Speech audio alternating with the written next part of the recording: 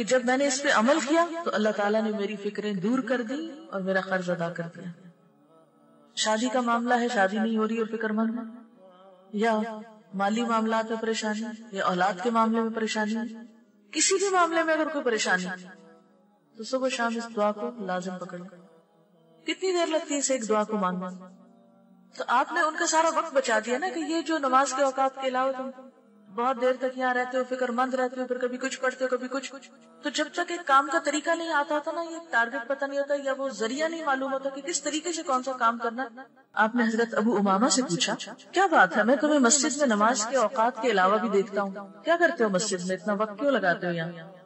انہوں نے عرض کیا یا رسول اللہ صلی اللہ علیہ وسلم، کچھ فکریں ہیں، کچھ قرضے ہیں جو مجھ سے چمٹے ہوئے ہیں، اور یہ جو افکار اور ہموم ہوتے ہیں نا جو انسان کے اوپر ایک ذمہ داری کی شکل میں ہوتے ہیں، اور وہ انسان کو کھائے جاتے ہیں، اور ان فکروں میں انسان کی صلاحیتیں طاقتیں بھی کم ہوتی ہیں، وہ جو انرجی اس میں لگتی ہے وہ کسی اور کام میں لگنی چاہیے.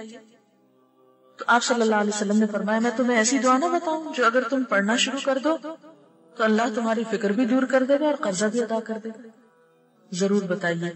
آپ نے فرمایا یہ دعا صبح شام پڑھ لیا کرو. اللہم انی اعوذ بک من الہم والحزن وأعوذ بك من العجز والكسل وأعوذ بك من الجبن والبخل وأعوذ بك من غلبة الدين وقهر الرجال. فرمایا کہ اگر صبح اور شام میں پڑھ لو گے تو تمہاری ساری فکریں دور ہو جائیں گی.